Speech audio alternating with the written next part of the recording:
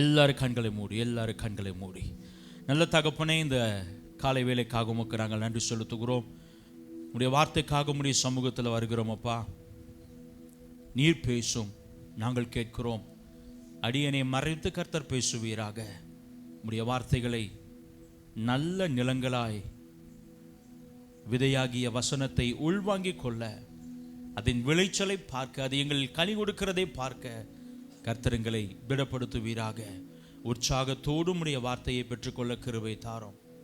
நான் சிறுகவும் நீர் பெருகவும் மகிமைப்படவும் அர்ப்பணிக்கிறேன். எங்கள் ஜீவனுள்ள நல்ல பிதாவே, ஆமென், ஆமென், ஆமென். ஹல்லேலூயா, ஹல்லேலூயா. இன்றைக்கு நம்ம தியானிக்க போகிற வேத வசனம் நம்ம எல்லாருக்கும் மிகவும் பரிச்சயமான ஒரு வசனம். ஹல்லேலூயா. நான் அது அதிகாரத்தை சொல்லி நம்ம பைபிளை திறந்து தான் வாசிக்கணும்னு இல்லை. நான் ஆரம்பித்து விட்டாலே நீங்களே என்ன செஞ்சிருவீங்க, முடிச்சிருவீங்க. வாசிக்க சொல்லலாமா? என் ஆத்துமாவே, நான் சொல்லலை, என் ஆத்துமாவே கர்த்தரை ஸ்தோத்திரி. இந்த ஸ்கூல்ல எல்லாம் ஏதாச்சும் ப்ராக்டிஸ் இருந்துச்சுன்னா ஃபஸ்ட் பீரியட் மட்டும் முடிச்ச உடனே, சரி இன்னைக்கு எல்லாம் ப்ராக்டிஸ், டீச்சர்ஸ் டே, அதனால் கிளாஸ் இல்லை, கிரவுண்டுக்கு போங்கன்னு சொன்னால் நமக்கு எப்படி இருக்கும்? அப்பாடா, இதே போல் எல்லா நாளும் இருந்தால் எப்படி இருக்கும்? அது மாதிரி உங்கள் முகங்களில் பிரகாசத்தை பார்க்கிறேன். முன்ன 3/4 மணி நேரம் கழித்து சொல்ல வேண்டியதை இப்போ என்ன செஞ்சிட்டாங்க, சொல்லிட்டாங்க. ஹல்லேலூயா. பல நேரங்களில் இந்த வசனங்கள் நாம் ஒரு காரியத்தை ஜெபித்து முடிப்பதற்காக பிரயோஜனப்படுத்துகிறோம். உண்மைதான். 103வது சங்கீதம் முதல் 2 வசனங்கள் நம்ம அதை சொல்லிடலாமா? திரும்ப ஒரு முறை சொல்லிட்டு நம்ம அப்படியே கர்த்தருடைய வார்த்தைக்கு நேராக போகலாம். சொல்லுங்க பார்க்கலாம். என் ஆத்துமாவே கர்த்தரை ஸ்தோத்திரி, என் முழு உள்ளமே அவருடைய பரிசுத்த நாமத்தை ஸ்தோத்திரி. என் ஆத்துமாவே கர்த்தரை ஸ்தோத்திரி, அவர் செய்த சகல உபகாரங்களையும் மறவாதே. இன்றைய செய்தியின் தலைப்பு என்னன்னா, உபகாரங்களை மறவாதே. ஹல்லேலூயா. உங்க பக்கத்துல திரும்பி பார்த்து ஒரு 3 பேர்கிட்டயாவது சொல்லுங்க, உபகாரங்களை மறவாதே.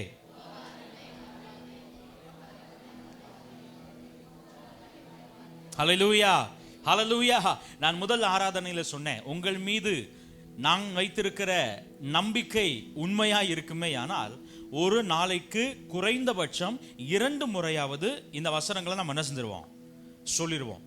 ஒரு நாளைக்கு குறைந்தபட்சம் 2 முறையாவது, நான் நம்புறேன், ஒரு நாளைக்கு 2 தடவையாவது என்ன செய்வீங்க, ஜெபம் பண்ணுவீங்க. அப்படி 2 தடவையாவது ஜெபம் பண்ணி முடிக்கிறப்ப என் ஆத்துமாவே கர்த்தரை ஸ்தோத்திரின்னு இதை என்ன செய்வீங்க, சொல்லுவீங்க. ஒரு குறைந்தபட்சம் 2 முறையாவது நம்ம சொல்லிவிடுகிறோம். அநேக முறைகளில், அநேக நேரங்களில் நாம் அடிக்கடி அறிக்கையிடுகிற ஒரு வார்த்தை இந்த வார்த்தை. ஹல்லேலூயா, ஹல்லேலூயா.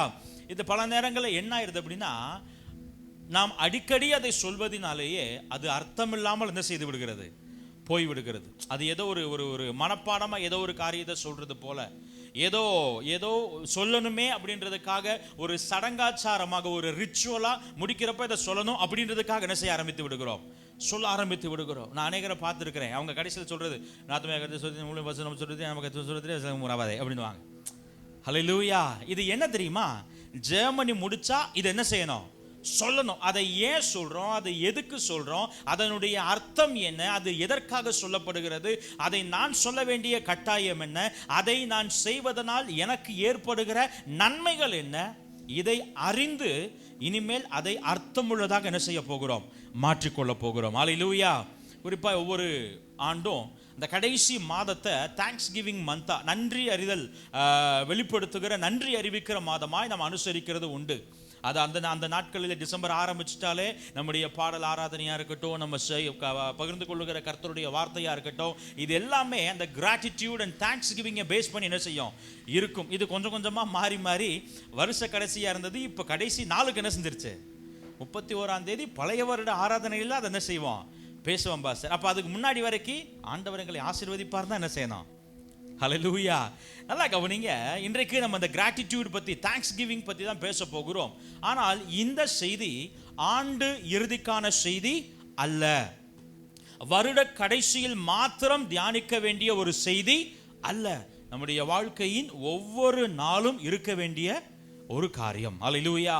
அதை தான் ஆரம்பத்தில் சொன்னேன். இனிமேல் இந்த வார்த்தையை, இந்த தெளிவை, இந்த சத்தியத்தை நாம் அறிந்து கொண்ட பின்பு எப்பெல்லாம் ஜெபம் முடிச்சுட்டு என் ஆத்துமாவே கர்த்தரை ஸ்தோத்திரி சொல்கிறோமோ அப்பொழுதெல்லாம் அது அர்த்தமுள்ளதாய் நம்முடைய நாவிலிருந்து வெளிப்பட வேண்டும். ஆமென் சொல்லுங்க பார்க்கலாம். ஹல்லேலூயா, ஹல்லேலூயா. எங்க சங்கீதக்காரனாகிய தாவீது சொல்லுகிறார், அவர் செய்த சகல உபகாரங்களையும் மறவாதே. ஹல்லேலூயா. Let me tell you something.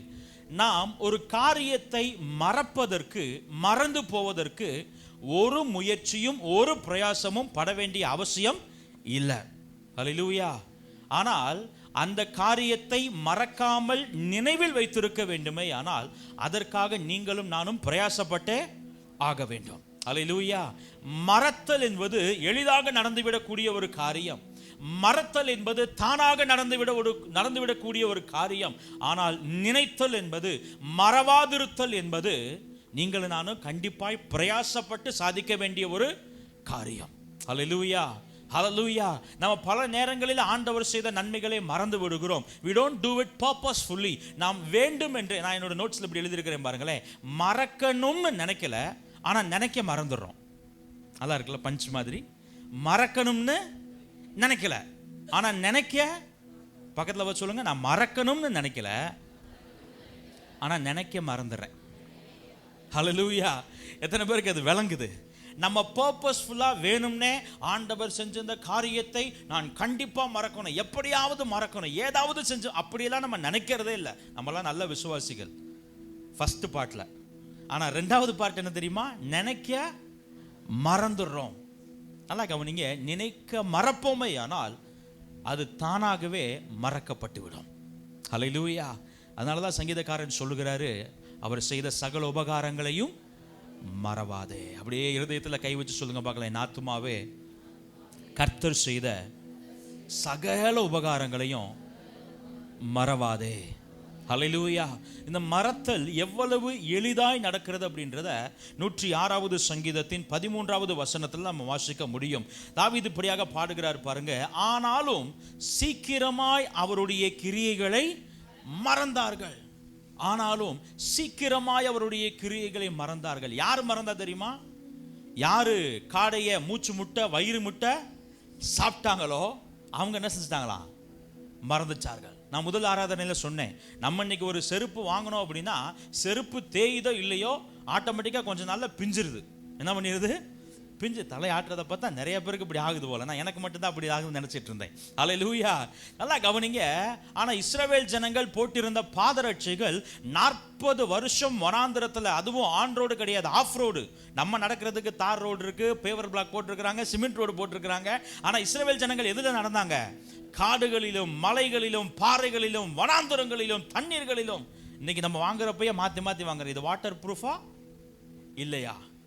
இதை தண்ணியில கழுவலாமா, கழுவ கூடாதா? இப்போ நமக்கு கொஞ்சம் பொருளாதாரம் வந்துட்டதுனால நம்ம வாட்டர் ப்ரூஃப் செருப்பு ஒன்று வச்சிருக்கிறோம், வாட்டர் ப்ரூஃப் இல்லாத செருப்பு ஒன்று வச்சிருக்கிறோம். இது சும்மா போறதுக்கு ஒரு செருப்பு, அப்புறம் ஃபார்மலா போறதுக்கு ஒரு செருப்பு. நல்லா கவனிங்க. இஸ்ரவேல் ஜனங்களுக்கு கல்லுக்கு ஒரு செருப்பு, முள்ளுக்கு ஒரு செருப்பு, வனாந்தரத்துக்கு ஒரு செருப்பு, யோர்தானுக்குள்ள நடக்கிறப்போ ஒரு செருப்பு. அப்படியா? அவங்களுக்கு ஒரே செருப்பு. வசனம் சொல்லுது, அவர்கள் கால்களில் அணிந்திருந்த பாதரட்சைகள் கூட என்ன செய்யலையா? தேய்ந்து போகவில்லை. ஆனா அவர்கள் தான் சீக்கிரத்தில் என்ன செஞ்சிட்டாங்களா? ஹல்லேலூயா. தண்ணி வேணும்னு கேட்கிறாங்க. ஆண்டவர் கற்பாறையை பிளந்து தண்ணி என்ன செய்யறாரு? கொடுக்கிறாரு. பிள்ளைகள், பெரியவர்கள், பெண்கள் எல்லாரும் அடிச்சு வெட்டு வெளுத்து என்ன செய்யறாங்க? வாங்குறாங்க. குடிச்சிட்டு அவருடைய கிரியைகளை சீக்கிரமாய். ஹல்லேலூயா. தாவீது தன்னுடைய முன்னோர்களை பற்றி பாடுகிறார் பாருங்க. மறத்தல் அவ்வளவு எளிதாய், அவ்வளவு சீக்கிரமாய் நம்முடைய உணர்வில்லாமலே நடந்துவிடக்கூடிய ஒரு காரியம். ஹல்லேலூயா. ஹல்லேலூயா. முதல் ஆராதனையில் ஒரு எக்ஸாம்பிள் சொன்னேன். நம்ம எல்லாத்துக்குமே சின்ன வயசுல ஃபர்ஸ்ட் ஸ்டாண்டர்ட் செகண்ட் ஸ்டாண்டர்ட் படிச்சிருந்தாலே இந்த டேபிள் சொல்லி கொடுத்துருப்பாங்க. ஃபர்ஸ்ட் டேபிள், செகண்ட் டேபிள், 1ஆம் வாய்ப்பாடு, 2ஆம் வாய்ப்பாடு அப்படின்னு சொல்லுவோம். அதெல்லாம் நல்லா படிச்சிருப்போம். அல்லது தமிழ் தாய் வாழ்த்து, அல்லது தேசிய கீதம், அதெல்லாம் நம்ம படிச்சிருப்போம். ஆனால் தொடர்ந்து நீங்களும் நானும் அதற்கு எக்ஸ்போஸ் ஆகாததுனால ஒரு குறிப்பிட்ட காலத்துக்கு அப்புறம் அதை என்ன செஞ்சிருது? மறந்துடுது. நம்ம நினைப்போம், நான் ஸ்கூல் படிக்கிறப்பெல்லாம் கேட்டால் நான் தான் என்ன செய்வேன்? சொல்லுவேன், நான் மேக்ஸில் எத்தனை மார்க் வாங்கினேன் தெரியுமா அப்படின்னு என்ன செய்யறது? பிள்ளைகளை இப்பயும் சொல்லி திட்டுறது. என்ன தம்பிக்க, அவங்க திரும்ப என்ன செய்ய மாட்டாங்க, எங்க 9ஆம் வாய்ப்பாடு சொல்லு அப்படின்னு என்ன செய்ய மாட்டாங்க, கேட்க மாட்டாங்கன்ற ஒரு நம்பிக்கை. கேட்டா என்ன தெரியுமா சொல்லுவோம்?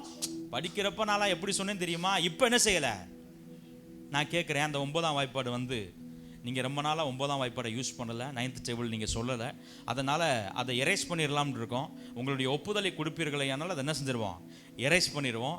அதுக்கு சரின்னு சொல்கிறீங்களா, நோன்னு சொல்கிறீங்களா, அப்படி நம்மக்கிட்ட ஃபார்ம் கொடுத்து கையெழுத்து வாங்குச்சா, அப்படி எதுவும் கேட்டுச்சா? நம்ம மறக்கணும்னு நினச்சோமா? நம்ம நினைக்க மறந்தா அது தானாக மறந்துவிடும். நான் சொல்றது விளங்குனவங்க ஒரு ஆமென் சொல்லுங்க பார்க்கலாம். ஹல்லேலூயா, ஹல்லேலூயா. இந்த மறத்தல் அவ்வளவு எளிதாகவும் நம்முடைய சுய உணர்வு இல்லாமலேயே நடந்துவிடக்கூடிய ஒரு காரியம். அதனால தான் தாவீது சொல்லுகிறார், அதனால தான் தாவீதின் வார்த்தைகளின் மூலமாய் இந்த காலை வேளையில கர்த்தர் உங்களுக்கும் எனக்கும் சொல்லுகிறார், அவர் செய்த சகல உபகாரங்களையும் மறவாதே. ஒரு ஆமென் சொல்லுங்க பார்க்கலாம். ஹல்லேலூயா, ஹல்லேலூயா. அதை நினைக்காமல் விடுவோமே, ஆனால் அது கொஞ்சம் கொஞ்சமா என்ன செஞ்சுட்டே இருக்கும், மறந்து கொண்டே இருக்கும். ஹல்லேலூயா. நல்லா கவனிங்க, மறப்பதற்கான காரணங்கள் என்ன? 2 காரணங்களை பார்த்துட்டு நம்ம தொடர்ந்து தியானிக்க போகிறோம். முதல் காரணம் வாசிங்க பார்க்கலாம். உபாகமத்தின் புஸ்தகம் 32வது அதிகாரம் 18வது வசனம் இப்படி போகிறது. அந்த வசனம் பாருங்க. உன்னை ஜெனிப்பித்த கன்மலையை நீ நினையாமற் போனாய். என்ன செய்யாம போயிட்டோமா? சத்தமா சொல்லுங்களேன், நினையாமற் போனாய். இந்த தியரி ஆஃப் ஃபர்கெட்டிங் அப்படின்னு கூகுளில் கொஞ்சம் சர்ச் பண்ணி கொஞ்சம் படித்தேன். ரொம்ப சுவாரஸ்யமான 2 தகவல்கள் கிடைச்சது. என்ன தெரியுமா? அதில் சில தியரிஸ், சில கோட்பாடுகள் வச்சிருக்கிறாங்க. சைக்கலாஜிக்கலாக நாம் மறக்கிறதற்கு 2 கோட்பாடுகள் சொல்கிறாங்க பாருங்க. முதல் கோட்பாடு டிகே தியரி ஆஃப் ஃபர்கெட்டிங், தமிழில் சுவடு சிதைவு கோட்பாடுன்னு சொல்கிறாங்க. சுவடு சிதைவு கோட்பாடு, பயந்துடாதீங்க, அவ்வளவு கஷ்டமெல்லாம் இருக்காது, உங்களுக்கு புரிகிற மாதிரியே நான் சொல்கிறேன்.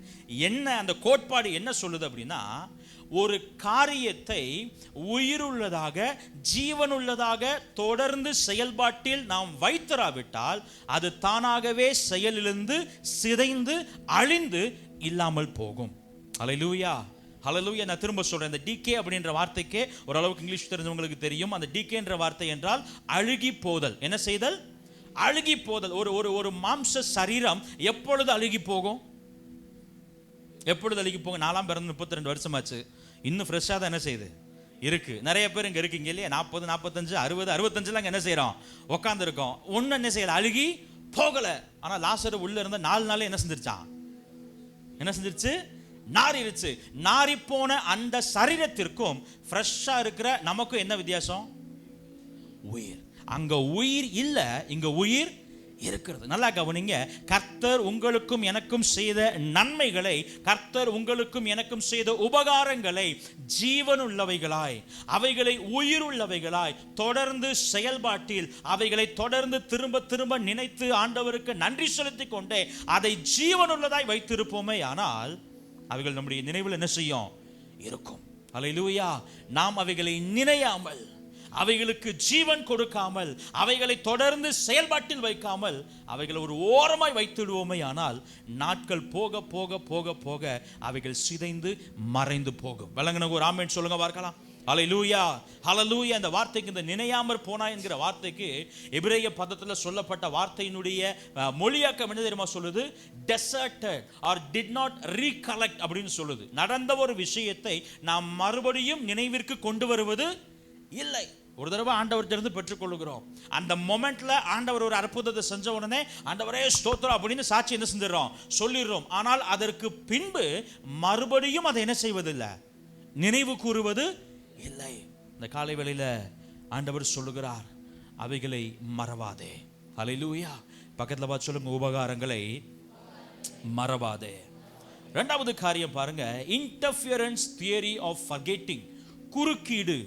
இந்த தியரி என்ன சொல்லுது அப்படின்னா, ஒரு புதிய காரியம் வரும் பொழுது பழைய காரியம் தானாகவே என்ன செய்யப்பட்டு விடுகிறது, மறக்கப்பட்டு விடுகிறது. அதுக்கு ஒரு எக்ஸாம்பிள் சொல்றாங்க. என்ன தெரியுமா? நம்ம முதல்ல ஆரம்பத்தில் ஒரு ஃபோன் வச்சிருந்திருப்போம். சிலருக்கு ஞாபகம் இருக்கும், சிலருக்கு சொல்றேன். அந்த நம்பர் யூஸ் பண்ணிட்டே இருந்திருப்போம். அப்புறம் கொஞ்ச நாள் கழிச்சு அந்த சிம் ஏதோ ஒரு காரணத்தினால விட்டுட்டு வேற ஒரு சிம் கார்டு வாங்கி வேற ஒரு நம்பர்ல என்ன செஞ்சுட்டு இருப்போம், தொடர்ந்து கொண்டு இருப்போம். இப்போ அவங்கள பல வருஷங்கள் கழிச்சு கூப்பிட்டு நீங்க முத வச்சிருந்த நம்பர் சொல்லுங்க அப்படின்னு கேட்டா என்ன செய்ய தெரியாது, சொல்ல தெரியாது. ஏன்? அந்த இடத்துல வேற ஒன்று வந்துச்சு. ஹல்லேலூயா. நல்லா கவனிங்க. பல நேரங்களில் புதிய காரியங்கள் தோன்றும் பொழுது, நாம் தேவனிடத்திலிருந்து ஒரு புதிய ஆசீர்வாதத்தை பெற்றுக்கொள்ளும் பொழுது, ஆண்டவர் ஏற்கனவே செய்த நன்மைகளை நாம் விட்டு விட்டு இந்த புதிய காரியங்களை மட்டுமே என்ன செய்து கொள்கிறோம், பிடித்துக் கொள்ளுகிறோம். இன்டர்ஃபியரன்ஸ், அதுதான் குறுக்கீடு. ஹல்லேலூயா, ஹல்லேலூயா. வசனம் சொல்லுது, முந்தினவைகளை பூர்வமானவைகளை. என்ன பாஸ்டர் நீங்க சொன்ன பாயிண்ட்டுக்கும் வசனத்துக்கும் எது பாயிண்ட்டை மாற்றி பிரசங்கம் பண்ணிட்டீங்களா அப்படின்னு கேட்குறீங்க. ஹல்லேலூயா. ஆண்டவர் சொல்றாரு, வசனம் தெளிவாக சொல்லுது, ஏசாயா தீர்க்கதரிசியின் மூலமாய் முந்தினவைகளை நினைக்க வேண்டாம், பூர்வமானவைகளை சிந்திக்க வேண்டாம். ஆனா அதே வேதாகமத்தில் இன்னொரு வசனம், உபாகமம் 32:7 பூர்வ நாட்களை நினை என்று கர்த்தர் சொல்லுகிறார். என்ன சொல்லுகிறார்? பூர்வ நாட்களை நினை, தலைமுறை தலைமுறையாய் சென்ற வருஷங்களை கவனித்து பார். அது அப்படியே விட்டுறாத, நல்லா கவனிங்க.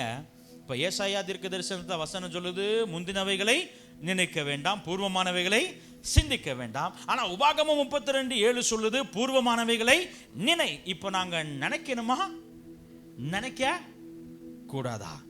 ஹல்லேலூயா. நினைக்கணும், நினைக்க கூடாது. என்ன செய்யணும்? நினைக்கணும், நினைக்க கூடாது. நல்லா கவனிங்க, டைம் இல்லை. ஏசாயா தீர்க்கதரிசியின் மூலமாய் முந்தினவைகளை நினைக்க வேண்டாம், பூர்வமானவைகளை சிந்திக்க வேண்டாம் என்று கர்த்தர் சொன்ன காரியம் எதை தெரியுமா? அவரிடத்திலிருந்து பெற்றுக்கொண்ட நன்மைகளை அல்ல, பாபிலோனிய அடிமைத்தனத்தின் மூலமாக இஸ்ரவேல் ஜனங்கள் பட்ட நிந்தைகளையும் கஷ்டங்களையும் என்ன செய்யாதீங்க, நினைக்காதீங்க. இதோ நான் ஒரு புதிய காரியத்தை உங்களுக்கு என்ன செய்ய போகிறேன். எனவே அந்த அடிமைத்தனத்தையும் அந்த பாடுகளையும் இனி நினைக்க வேண்டாம், நான் உங்களுக்கு ஒரு புதிய துவக்கத்தை தரப்போகிறேன். அங்கே ஏசாயா தீர்க்கதரிசியின் மூலமாய் கர்த்தர் பேசுகிறார். ஆனா இங்க உபாகமத்தில் பூர்வ நாட்களை நினைன ஆண்டவர் சொல்கிறது, நீ எகிப்திலிருந்து உன்னை விடுவித்த அந்த நாளை நினைத்துக்கொள், வனாந்திரத்தில் வழிகளை உண்டாக்கின அந்த நாளை நினைத்துக்கொள், உன்னுடைய பசியில உன்னை பசியார செய்யும்படி போஷித்த நாளை நீ நினைத்துக்கொள், வனாந்திரத்தில் பாதை இல்லாமல் அலைந்த நாட்களில் உங்களுக்கு பாதைகளை தந்து வழிநடத்தின நாட்களை நீங்கள் நினைத்துக் கொள்ளுங்கள். தேவைகளின் மத்தியில் தேவனை நோக்கி பார்த்து அவர் உங்கள் தேவைகளை சந்தித்த நாட்களை நீங்கள் நினைத்துக் கொள்ளுங்கள். பலவீனங்களின் மத்தியிலும் வியாதிகளின் மத்தியிலும் கர்த்தரை நோக்கி பார்த்து அவர் உங்களை சுகமாக்கின நாட்களை நீங்கள் நினைத்துக் கொள்ளுங்கள். அவைகளை மறந்து விடாதிருங்கள். ஹல்லேலூயா, ஹல்லேலூயா. பல நேரங்களில் நாம் பூர்வமானவைகளை நினைப்பதில் இருந்து ஒரு காரியம் நம்மளை குறுக்கிட்டுக்கிட்டே இருக்கு. என்ன செஞ்சுக்கிட்டே இருக்கு? குறுக்கிட்டு கொண்டே இருக்கிறது. அது என்ன தெரியுமா? எதிர்காலத்தை குறித்த கேள்வி. என்னது? எதிர்காலத்தை குறித்த கேள்வி. இஸ்ரவேல் ஜனங்கள் எகிப்திலிருந்து கிளம்பி வந்துட்டாங்க. இப்போ அவங்க எங்க இருக்கிறாங்க அப்படின்னா, யோர்தானுக்கு கிழக்கு புறம் மோவாப் என்கிற இடத்துல வந்து இருக்கிறாங்க. இப்போ மோசே இதுவரைக்கும் அவர்களை வழிநடத்தி இருக்கிறார். இப்போ ஆண்டவர் சொல்லிட்டார், மோசே உன்னோட ஊழியம் இதோட முடிஞ்சிச்சு அப்படின்னு சொல்லிட்டார். இனி தொடர்ந்து அடுத்த யோசுவா அடுத்த லீட் பண்ணிட்டு போறான்னு சொல்லிட்டார். இப்போ தொடர்ந்து இஸ்ரவேல் ஜனங்கள் கானானை சுதந்திரிக்க வேண்டுமையானால் யோர்தானை கடக்கணும், போய் எரிகோவை உடைக்கணும், அதுக்கப்புறம் கானானுக்குள்ள இருக்கிறவர்களோட என்ன செய்யணும், போராடி ஜெயிக்கணும். அதற்கப்புறம் தேசம் என்ன செய்யப்படும், பங்கிடப்படும். அவ்வளோ பெரிய காரியம் இருக்கு. இப்போ மோசே பார்க்கிறாரு, அவருடைய கடைசி பிரசங்கம் அதுதான், அவருடைய கடைசி பிரசங்கம் அது.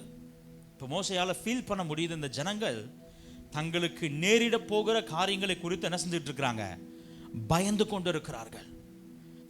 நாங்கள் எப்படி இந்த தேசத்தை சுதந்திரிக்க போகிறோம், எப்படி இந்த கானானை சுதந்திரிக்க போகிறோம், அந்த கானானுக்குள்ள இருக்கிற ஜனங்கள் எல்லாரும் மிகுந்த பலத்தவர்களாக இருக்கிறார்களே, நான் எப்படி இதை எதிர்கொள்ள போகிறேன் பாஸ்டர். ஒரு பக்கம் 2024 சந்தோஷமா வழி ஏற்படுறது, ஓகே. போன வாரம் சொன்னேன்ல, 2024 முடிஞ்சிருச்சு நினைச்ச அடுத்த நொடி 2025 என்ன செஞ்சிடும், பிறந்துரும். ஹல்லேலூயா, ஹல்லேலூயா. பாஸ்டர் 2024 ஓகே பாஸ்டர், இப்போ அடுத்து என்ன வரப்போகுது, 2025 வரப்போகுது. இப்போ இருந்தே கலக்க வர ஆரம்பிச்சிருச்சு.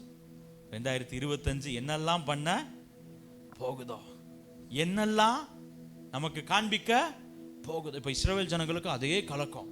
நம்ம இந்த கானானை எப்படி சுதந்திரிக்க போறோமோ, இதுவரைக்கும் வந்துட்டோம், இதுவரைக்கும் ஏதோ தண்ணி கிடைச்சிச்சு, இதுவரைக்கும் ஏதோ செங்கடலை கடந்தோம், இதுவரைக்கும் ஏதோ ஆண்டவர் பசியாற்றினார், இதுவரைக்கும் ஏதோ வந்துட்டோம்.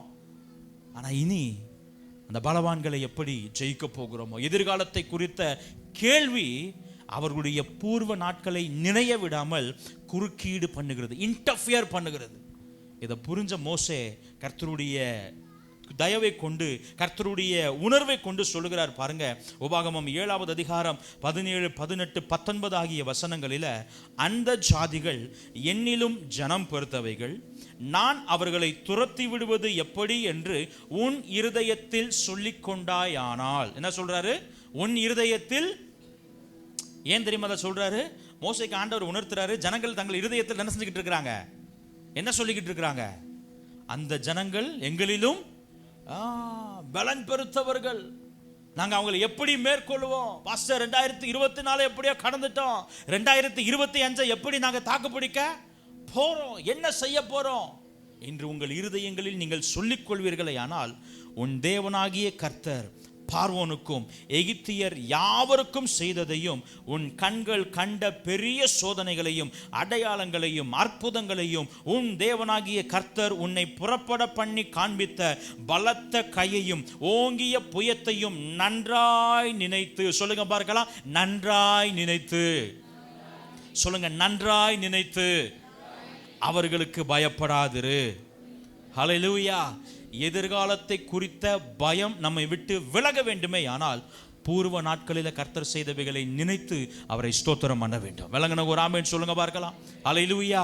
எதிர்காலத்தை குறித்த பயத்தோடு, அடுத்த வருஷத்தை குறித்த பயத்தோடு, தேவையை குறித்த பயத்தோடு, உங்களுடைய எதிர்பார்ப்பை குறித்த பயத்தோடு வந்திருப்பீர்களே ஆனால் காலை வேளையில் கர்த்தர் சொல்லுகிறார், எதிர்காலம் உங்களுக்கு எளிதாய் மாற வேண்டுமே ஆனால் ஒரு நாளும் பூர்வமானவைகளை நினைக்காதபடிக்கு அது உங்களை குறுக்கீடு செய்யாமல் நீங்கள் கவனமாயிருப்பீர்களாக. ஹல்லேலூயா, ஹல்லேலூயா. எல்லா எதிர்காலத்தை குறித்த பயத்தையும் தூக்கி ஓரமா வச்சுட்டு பூர்வ நாட்களில் கர்த்தர் செய்த நன்மைகள் என்ன செய்ய போறோம், நினைக்க போறோம். எத்தனை பேர் கூட ஒருமனப்படுறீங்க? ஹல்லேலூயா, ஹல்லேலூயா. இந்த கேள்விகளுக்கு முடிவு இல்லைங்க, இந்த கேள்விகளுக்கு முடிவில்லை. இந்த எதிர்காலத்தை குறித்த கேள்விகளுக்கு, எதிர்காலத்தை குறித்த எதிர்பார்ப்புகளுக்கு, எதிர்காலத்தை குறித்த கலக்கங்களுக்கு, இது என்னமாய் முடியுமோ என்கிற கேள்விக்கு இந்த பூமியில நீங்களும் நானும் வாழுகிற நாட்கள் வரைக்கும் முடிவு என்ன செய்ய போறதில்லை, இருக்க போறதில்லை. ஆனா ஒரு காரியத்தை வேதம் உங்களுக்கும் எனக்கும் வாக்கு பண்ணுகிறது, அது எளிதாய் மாற வேண்டுமே ஆனால் பூர்வ நாட்களுக்காக தேவனை ஸ்தோத்திரம் பண்ணுங்கள். கரங்களை தட்டி ஆண்டவரை மகிமைப்படுத்துங்க பார்க்கலாம். ஹல்லேலூயா, ஹல்லேலூயா. அது ரெண்டு தான் காரணம், நீங்களும் நானும் மறப்பதற்கு. தொடர்ந்து நினைத்து கொண்டு புதிய காரியங்கள் வரும் பொழுது பழைய காரியங்களை விட்டு விடாமல் தேவனை நீங்களும் நானும் நினைத்து ஸ்தோத்திரிக்க கற்றுக்கொள்ள வேண்டும். ஹல்லேலூயா, ஹல்லேலூயா. நல்லா கவனிங்க. ஆண்டவர் நீங்களும் நானும் அவர் செய்த நன்மைகளை நினைத்து அவருக்கு நன்றி செலுத்தும்படி அவர் உங்களையும் என்னையும் எதிர்பார்க்கிறார். ஹல்லேலூயா. I repeat it again. நீங்களும் நானும் தேவன் செய்த நன்மைகளை நினைத்து அவருக்கு நன்றி செலுத்தும்படி உங்களிடத்துல என்னிடத்துல அவர் எதிர்பார்க்கிறார். ஹல்லேலூயா. வேதத்தில் அநேக ஆதாரங்களை கொடுக்க முடியும். சில வசனங்களை மாத்திரம் உங்களுக்கு சீக்கிரமாய் சொல்லுகிறேன், நீங்கள் குறித்துக் கொள்ளுங்கள். நீங்கள் வீட்டில் போய் அதை தியானிக்கும்படி அன்போடு கேட்டுக்கொள்கிறேன். யாத்திராகமத்தின் புஸ்தகம் 12வது அதிகாரம் 14வது வசனத்தில் இப்படி சொல்லுகிறார், அந்த நாள் உங்களுக்கு நினைவு கூறுதலான நாளாய் இருக்க கடவுது. என்ன நாளா இருக்கணுமா பாருங்க, அதுக்குன்னு ஆண்டவர் ஒரு நாளை செப்பரேட் பண்றாரு பாருங்க. அந்த நாளுக்கு பேர் என்னது? நினைவு கூறுதலான நாள். அந்த நாளை நீங்க ஆசரிக்கணும், அந்த பண்டிகையை நீங்க ஆசரிக்கணும். என்ன நினைச்சு ஆசரிக்கிறது அப்படின்னா, அதை கர்த்தருக்கு பண்டிகையாக ஆசரிப்பீர்களாக, அதை உங்கள் தலைமுறை தோறும் நித்திய நியமமாக. ஆண்டவர் உங்களை வழிநடத்திட்டு வந்தார்ல, எகிப்தின் அடிமைத்தனத்திலிருந்து உங்களை விடுவிச்சார்ல, இதை ஒரு நாளை முன்குறித்து, ஒரு பண்டிகையாக அதை முன்குறித்து, 1 வருஷம் 2 வருஷம் இல்ல, நித்திய நியமமாக. அப்படின்னா என்ன அர்த்தம்? உலகம் அழிகிற வரைக்கும் அதை நியமமாக கடைபிடித்து என்ன செய்ய வேண்டுமா? ஆண்டவருக்கு நன்றி செலுத்த வேண்டும். ஹல்லேலூயா. இன்னொரு வசனம் பாருங்களேன். உபாகமம் 15வது அதிகாரம் 15வது வசனத்துல, நீ எகிப்து தேசத்தில் அடிமையாய் இருந்ததையும் உன் தேவனாகிய கர்த்தர் உன்னை மீட்டு கொண்டதையும் நினைவு கூற கடவாய். ஆகையால் நான் இன்று இந்த காரியத்தை உனக்கு கட்டளையிடுகிறேன். என்ன செய்கிறாரா? பக்கத்தில் சொல்லுங்க, ரெக்வெஸ்ட் பண்ணல. சொல்லுங்க, ரெக்வெஸ்ட் பண்ணல. உங்களை கெஞ்சி எல்லாம் கேட்கல, உங்களை கொஞ்சியும் சொல்லல. என்ன செய்யறாரா? பெரியவங்களுக்கு தெரியும்ல, பிள்ளைங்களை சில நேரம் என்ன செய்வோம்? கெஞ்சுவோம். ப்ளீஸ்ரா ப்ளீஸ்ரா, ஒரு வாய் மட்டும் என்ன செய்யுங்க, என் தங்கம்ல என் செல்லம்ல என்ன செய்வோம்? கெஞ்சியும் கொடுப்போம், கொஞ்சியும் கொடுப்போம். ஒரு கட்டத்துக்கு மேல வாங்கலன்னா என்ன செஞ்சிருவோம்? கெஞ்சலும் இல்லை கொஞ்சலும் இல்லை. என்னது? சில பார்த்துருக்கு, தொண்டை வரைக்கும் ஸ்பூன் போற அளவுக்கு விட்டு என்ன செஞ்சிருவோம்? ஏன்னா அவ்வளோ தூரம் போனால் கூட திரும்ப வந்துடும், ஒரே தான் நேராக உணவு குழாயில் கொண்டு போய் என்ன செய்யறது? சிலர் டைரெக்டாக குடலுக்குள்ளே கொண்டு போய் போட்டு வந்துடுவாங்க போல. ஹல்லேலூயா. நல்லா கவனிங்க. இந்த கட்டளையே, எந்த கட்டளையை? நான் உங்களுக்கு பாராட்டின கிருபைகளை, நான் உங்களுக்கு செய்த உபகாரங்களை, நான் உங்களுக்கு கொடுத்த ஆசீர்வாதங்களை, நீங்கள் என்னிடத்தில் பெற்றுக்கொண்ட உதவிகளை நினைவு கூறுதல் என்பது அவர் உங்களுக்கும் எனக்கும் கொடுத்திருக்கிற கட்டளை. ஒரு ஆமென் சொல்லுங்க பார்க்கலாம். பாருங்க, உபாகமம் 4:10 சொல்றார், உன் கண்கள் கண்ட பெரிய காரியங்களை நீ மறவாதபடிக்கும் உன் ஜீவனுள்ள நாளெல்லாம் அவைகள் உன் இருதயத்தை விட்டு நீங்காதபடிக்கும் நீ எச்சரிக்கையாய் இருந்து. நல்லா கவனிங்க, எவ்வளவு அழகா ஆண்டவர் பேசுறார் பாருங்களேன். அதை மறவாத படிக்கும் நீ ஜீவனுள்ள நாளெல்லாம், இந்த பூமியில நான் உயிரோடு இருக்கிற நாளெல்லாம் என் இருதயத்தை விட்டு நீங்காத படிக்கும் நான் எப்படி இருக்கணுமா? எச்சரிக்கையா. எப்படி இருக்கணுமா? இதுல ஏன் பாஸ்டர் எச்சரிக்கை? நான் அதை தான் ஆரம்பத்திலே சொன்னேன். நாம் எச்சரிக்கையா இல்லாவிட்டால் நம்முடைய உணர்வு இல்லாமையே அதை என்ன செஞ்சுக்கிட்டே இருக்கோம், போய்கிட்டே இருக்கும். விளங்குனக்கு ஒரு ஆமென் சொல்லுங்க பார்க்கலாம். ஹல்லேலூயா, ஹல்லேலூயா. எனவே நீங்களும் நானும் நினைவு கூற வேண்டும் என்பதை, அதை மறவாதிருக்க வேண்டும் என்பதை, எந்த அளவிற்கு விரும்புகிறார் என்பதை நீ எச்சரிக்கையா இருக்க வேண்டும் என்கிற வார்த்தையின் மூலமாய் கர்த்தர் நமக்கு வெளிப்படுத்துகிறதை பார்க்க முடிகிறது. ஹல்லேலூயா. இங்க யாக்கோபை குறித்து பார்க்கிறோம். யாக்கோபு தன்னுடைய மாமா வீட்டுக்கு போறாரு. அங்க போய் ஆசீர்வதிக்கப்படுகிறார். 2 வெறுங்கையாய் போனவர் 2 பரிவாரங்களோடு என்ன செய்ய ஆரம்பிக்கிறார்? திரும்ப தகப்பன் வீட்டுக்கு வருகிறார். இப்ப யாக்கோபுக்கு தன்னுடைய மாமா வீட்டில் இருந்தப்பதான் இருக்கிற மிகப்பெரிய பாரம் என்ன தெரியுமா? ரொம்ப வருஷம் அவர் ஜெபம் பண்ணி கொண்டிருந்த ஜெபம் என்ன தெரியுமா? எப்படியாவது தகப்பன் வீட்டுக்கு திரும்ப என்ன செய்யணும், போகணும். ஆண்டவர் வர வாக்குத்தத்தம் கொடுத்துட்டாரு, உன் தகப்பன் வீட்டுக்கு என்ன செய்வேன், உன்னைய திரும்ப கொண்டு வருவேன்னு சொல்லிட்டாரு. ஆண்டவரே அந்த வாக்குத்தத்தத்தை கொடுத்தீங்களே, ஆண்டவரே இந்த வார்த்தையை கொடுத்தீங்களே, அது எப்ப நிறைவேறும் நான் செஞ்சுக்கிட்டே இருக்கிறேன், ஜெர்மனிக்கிட்டே இருக்கிறேன். ஒரு நாள் வருது, ஆண்டவர் சொல்றாரு கிளம்பி போன்றாரு. கிளம்பி வருகிறார். இந்த ஏசாவை பார்க்கணும். யாக்கோபுக்கு அவருடைய வாழ்க்கையில் இருக்கிற மிகப்பெரிய ஒரு பிரச்சனை என்னதுதான்? அவர் நினைச்சிருப்பார், ஆண்டவரே இந்த ஒரு காரியம் மட்டும் எனக்கு முடிஞ்சிருச்சுதான் என் வாழ்க்கையில் இருக்கிற எல்லா பிரச்சனையும் என்ன செஞ்சிடும். ஆமா, இதுக்கப்புறம் நான் ஜப குறிப்பே உங்ககிட்ட வைக்க மாட்டேன். நான் ஜெபம் பண்றதெல்லாம் ஸ்தோத்திர ஜபமாகவே என்ன செய்யும் இருக்கும். நான் பண்றதெல்லாம் துதியாவே என்ன செய்யும் இருக்கும். இதை தாங்க அதை தாங்கன்னு கேட்கறதுக்கு ஒண்ணுமே இல்லை ஆண்டவரே, இதை மட்டும் செஞ்சிட்டீங்கன்னா போதும் அப்படின்னு சொல்லிட்டு அவரு ஜெபம் பண்ணி ஆயத்தமாகி அவர் ஒரு சித்து வேலையை பார்த்து என்ன செய்யறாரு, அனுப்புகிறார். எப்படி அனுப்புகிறார் தெரியுமா? அவருக்கு பிரியமான ராகேலையும் அவர்கள் குமாரரையும் பக்கத்துல வச்சுக்கிட்டு மிச்சவங்களை பூரா என்ன செய்யறாரு, அதுலயும் மனுஷன் எவ்வளவு சேஃப்டியா இருந்திருக்காரு பாருங்க. மிச்ச ஆளுகள் எல்லாம் முன்னாடி அனுப்பிச்சுட்டு இவர் மிகவும் நேசித்தவர்களை பூரா என்ன செய்யறாரு, பின்னாடி அனுப்புறாரு. ஏன்னா ஒருவேளை ஏதாச்சும் ஆச்சுனாலும் அவங்களுக்கு என்ன செய்யட்டும், ஆகட்டும். பாருங்க, அவங்களும் யாக்கோபுடைய வார்த்தை கீழ்ப்படிஞ்சு என்ன செஞ்சிருக்காங்க, போயிருக்காங்க. ஹல்லேலூயா, ஸ்தோத்திரம். இப்ப அப்படி அனுப்பி பார்த்தா ஆண்டவர் யாக்கோபின் மேல கிருபையா இருந்தார்.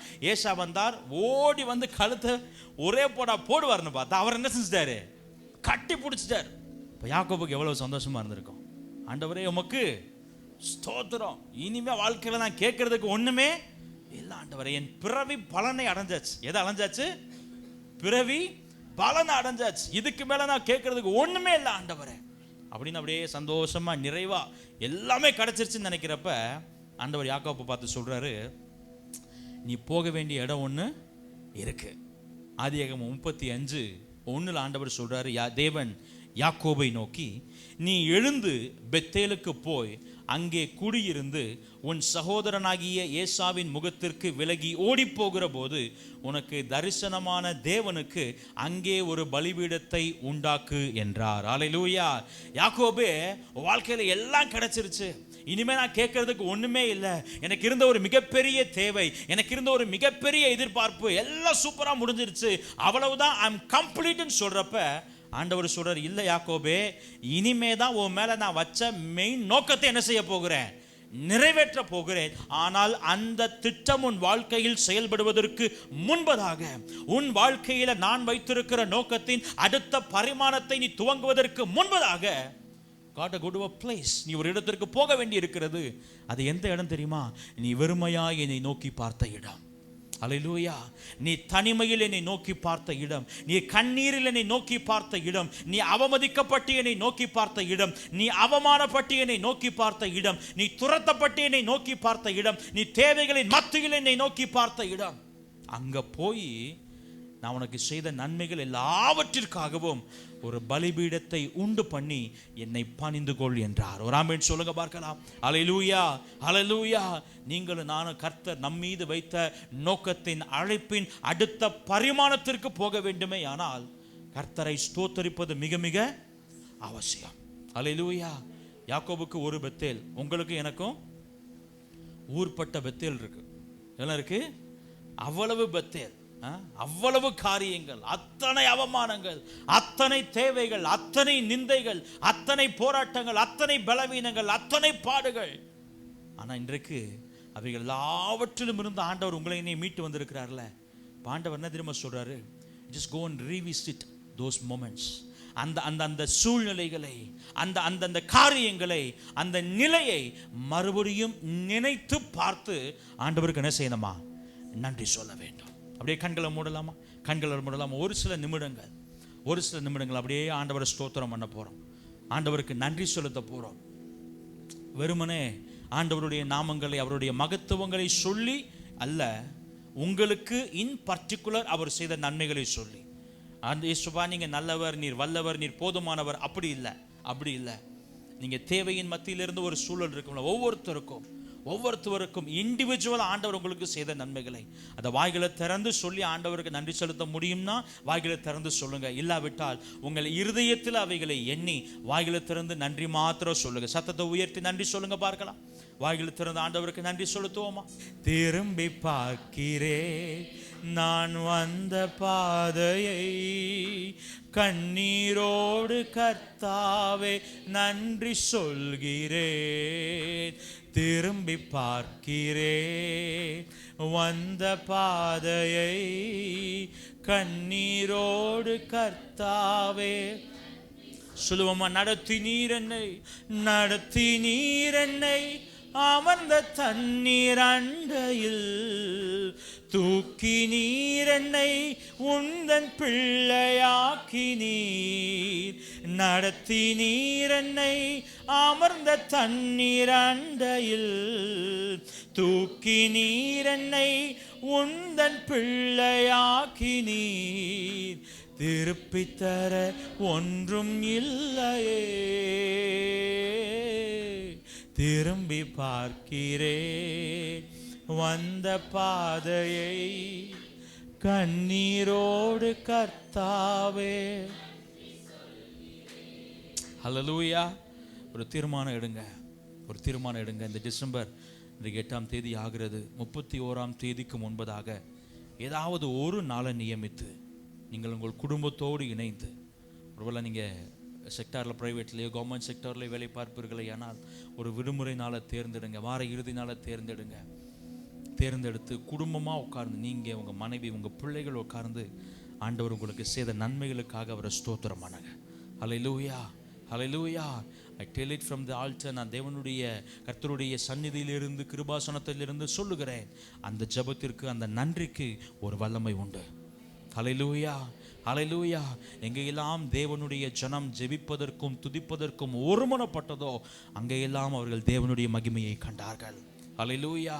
யாக்கோபு ஒருமனப்பட்டு பெத்தேலுக்கு போய் கர்த்தருடைய வார்த்தைக்கு கீழ்ப்படிந்து தன்னை நடத்தின தேவனுக்கு பலியிட்டான்.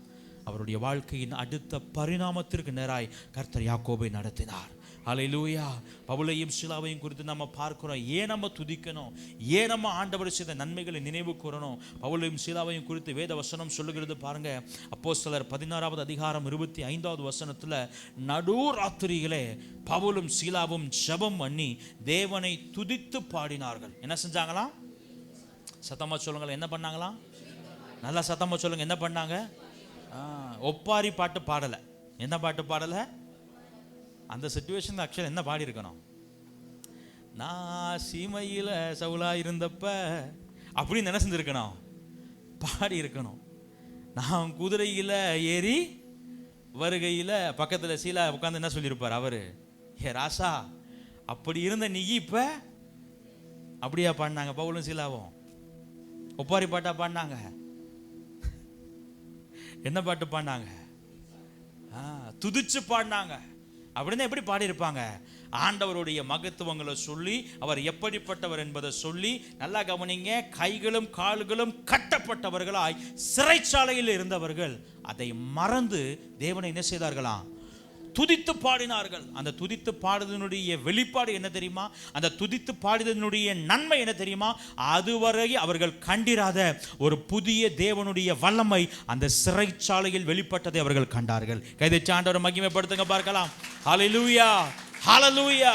அதனாலதான் அந்த காலை வேளையிலே கர்த்தர் சொல்லி கொண்டிருக்கிறார், அவர் உங்களுக்கு செய்த உபகாரங்களை மறவாமல் கர்த்தரை ஸ்தோத்தரிப்பீர்களே ஆனால் இதுவரை பார்த்திராத கர்த்தருடைய வல்லமை உங்களிலும் உங்கள் குடும்பங்களிலும் வெளிப்படுகிறதை உங்களால் பார்க்க முடியும். ஹல்லேலூயா, ஹல்லேலூயா. பக்கத்துல பார்த்து சொல்லுங்களேன், next level of God's power.